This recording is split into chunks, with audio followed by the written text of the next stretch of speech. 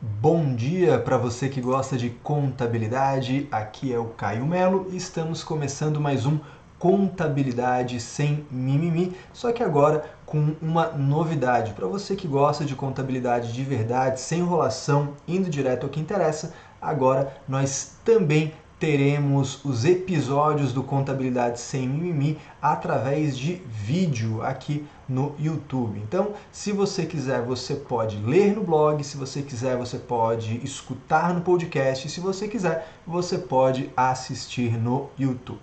Mas, sem mais delongas, vamos bater o nosso papo. O nosso papo hoje é sobre reconhecimento de receita contábil. Obviamente, eu vou falar para você daquilo que eu gosto, que é a contabilidade imobiliária, aquilo que é a minha paixão, a área da minha expertise, a área onde eu me aprofundo. E na receita contábil, na área imobiliária, a gente pode dizer tranquilamente o seguinte: receita não é o que você recebe, não tem nada a ver com o seu recebimento. Aliás, é uma coisa muito comum, né? Nos meus cursos, o pessoal com muita frequência fala, né, que a contabilidade imobiliária é difícil, é complexa, é complicada. E na verdade é o seguinte, ela é muito simples, ela não tem nada de complexo, ela não tem nada de difícil, não tem absolutamente nada de avançado. Ela só tem algumas particularidades. É mais uma questão de hábitos diferentes, de rotinas diferentes, do que efetivamente de conteúdo complexo. Né? Eu costumo falar isso, né? E o pessoal costuma replicar quando já está aquele ambiente tranquilo, aquele ambiente agradável dentro do curso, o pessoal replica, né? Ah, Caio, mas isso aí você está falando porque você já tem facilidade. Só que, na verdade, eu comecei tendo uma dificuldade enorme na área imobiliária. Né? Talvez você saiba, talvez não, mas eu conheci a contabilidade dentro da área imobiliária. Então imagina só você aprender débito e crédito enquanto você está aprendendo POC, né? Aprender estrutura conceitual, estrutura de patrimônio na contabilidade, enquanto estava entendendo tributo diferido, equivalência patrimonial, enfim, era uma loucura. Né? E claro que nesse início eu também tive dificuldade, eu sei como é estar daquele lado, né, da pessoa que ainda não se acostumou, não se habituou com a contabilidade imobiliária. Só que existe uma diferença entre algo ser difícil, complexo, e ser só uma coisa que eu não me habituei ainda. Né? É como andar de bicicleta. Andar de bicicleta é a coisa mais fácil do mundo, mas se você está aprendendo, é claro que aquilo parece complexo, aquilo parece difícil. Né? Quem não sabe dirigir um carro parece uma coisa extremamente complexa. Quem já sabe, quem já tornou aquilo habitual, né? Faz a troca de marchas, usa a embreagem, o freio, né? As setas, enfim, da forma mais natural do mundo. E é assim que acontece também na área imobiliária. Tá? E nesse vídeo, nesse podcast, enfim, nesse episódio do Contabilidade Sem Mimimi, eu quero compartilhar com você as duas grandes coisas, duas grandes sacadas que fizeram com que isso virasse a chave, com que isso ficasse fácil para mim. O primeiro ponto é que você precisa dividir a sua cabeça, você precisa particionar o seu cérebro, você precisa separar a sua vida em dois grupos, né? O seu cérebro contábil e o seu cérebro fiscal ou tributário. Né? Então, de um lado, né, a sua cabeça contábil, de outro lado, a sua cabeça fiscal. É muito comum que você tenha que recorrer ao seguinte artifício. Quando alguém te pergunta alguma coisa da área imobiliária, a primeira coisa que você deve perguntar é: a nossa conversa é contábil ou é fiscal? Dependendo da sua resposta, eu vou ativar um cérebro. Eu viro a chave ou para cá ou para lá. Né? Isso é a grande sacada, essa é a primeira grande sacada. Você tem que separar essas duas coisas para você conseguir raciocinar bem, né? Concatenar as ideias e ativar aquilo que é importante na sua linha de raciocínio. E o segundo ponto, que é fundamental, que vai fazer toda a diferença para você, é de criar rotinas adequadas, criar rotinas que facilitem o processo, que otimize o processo, que lhe dê maior segurança de atingir um resultado de alta performance. Mas o nosso episódio de hoje tem a ver com esse primeiro item, que é essa divisão do cérebro contábil e do cérebro tributário. E nesse processo, quando eu estava estudando, quando eu estava aprendendo, né, quem me ensinou sobre isso foi a Keila Pasta, que foi minha mentora na área contábil e principalmente na contabilidade imobiliária. E ela me falou algo mais ou menos assim: olha, Caio, na contabilidade, a receita é o que você tem direito a receber. E aquilo ali, as fichas começaram a cair. Eu sei que falar de cair ficha denota a idade, né? Se já não bastassem os cabelos brancos, o fato é que hoje em dia, se você fala para alguém, ela nem sabe o que é essa tal dessa ficha cair ou não. Mas é outra conversa, não vou divagar aqui sobre idade e forma de funcionamento de telefone público, né? O fato é, as fichas começaram a cair, assim, cara, isso fez todo o sentido do mundo. Então, na contabilidade, claro, o princípio contábil da competência, eu comecei a puxar uma coisa, outra começou a fazer link com outra, claro, lá no princípio da competência fala a receita quando auferida independente do recebimento, assim, porra, como é que eu nunca parei para prestar atenção nesse negócio? Óbvio que a receita contábil é o que eu tenho direito, não necessariamente o que eu efetivamente recebi. E aí eu comecei a concatenar essas ideias, a desdobrar isso, e aí eu complementei essa frase, inclusive passei a usar essa frase nos meus cursos. Quem é meu aluno na formação em contabilidade imobiliária certamente já escutou isso mais de uma vez, né? Quem já fez cursos presenciais comigo também, e aí eu passei a desdobrar isso. Olha, na contabilidade, a receita não é o que você recebe. É o que você tem direito a receber, né? Para ficar bem claro, olha, receber efetivamente é regime de caixa, isso é o seu cérebro tributário. Vira a chave, aqui a gente está falando do teu cérebro contábil. E contabilmente falando, não importa se você recebeu efetivamente, importa se você tem direito a isso.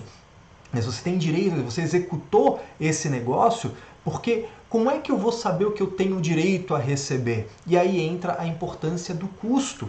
E talvez você goste, talvez você deteste disciplina de custos, né? Na faculdade a gente tem a disciplina de contabilidade de custos de um jeito horrível, normalmente é aquela disciplina chata que você só fica fazendo cálculo.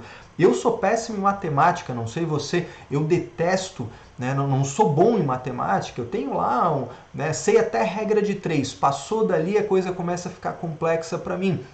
Mas lógica eu gosto, né? Lógica faz o meu tipo.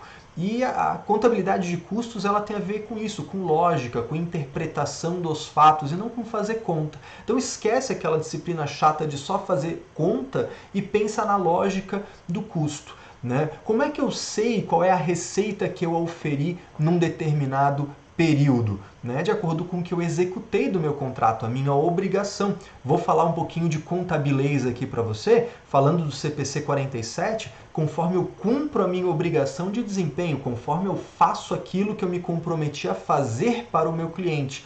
Então, de acordo com o que eu executo, eu tenho direito a auferir essa receita. Então, quem manda na contabilidade é o custo. O custo incorrido comparado com o custo orçado, né? A execução da coisa comparada com o orçamento, com o projeto, com a estimativa central, né? Com a estimativa total da coisa. Então é essa comparação que vai dar o quanto que eu executei. Então eu posso dizer que na contabilidade a receita não é o que você recebe, a receita contábil é de acordo com o que você executou, quanto você tem direito a receber. E eu nem vou mais usar essa palavra direito a receber, porque daí mistura na sua cabeça o regime de caixa e o de competência. Então eu vou mudar um pouquinho. Eu vou falar o seguinte, né, que na contabilidade a sua receita é o que você tem direito a auferir de acordo com o que você executou.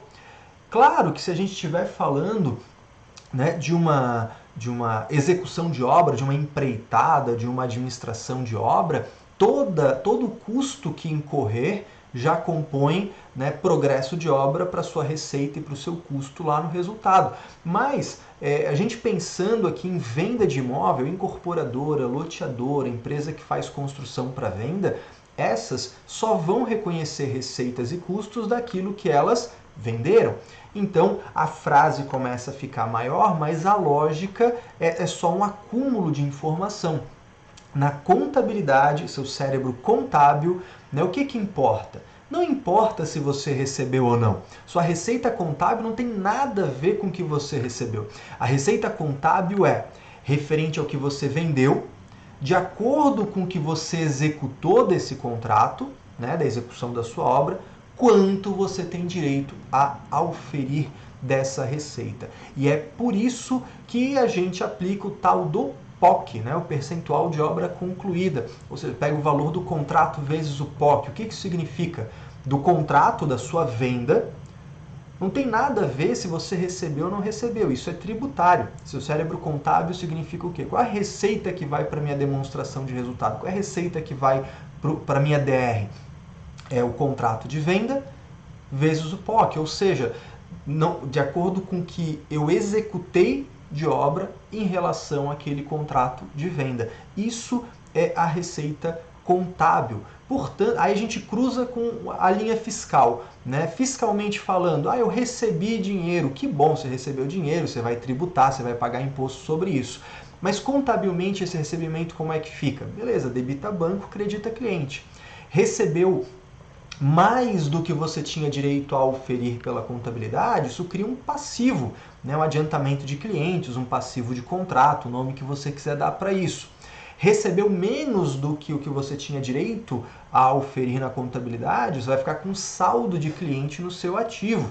Né? Se a obra andou, né? Todo mês a obra anda um pouquinho, então você executou mais, então você tem mais direito a oferir receita, ou seja, se você vendeu o imóvel na planta, todo mês você vai reconhecer um pouquinho de receita, um pouquinho de custo, um pouquinho de receita, um pouquinho de custo. E vai atualizar todo o processo, né? Você vai atualizar lá sua planilha de controle permanente de estoque, você vai atualizar os tributos diferidos, você vai atualizar a provisão de garantia de construção, enfim, um monte de coisas que acontecem, mas são rotinas. E aí, claro, a gente no futuro vai falar sobre essas rotinas para a gente adequar aí a nossa conversa a isso também. Mas o episódio de hoje era para isso, para te dar um panorama geral e compartilhar com você essa linha de raciocínio que me ajudou muito e eu espero de coração que ajude você também.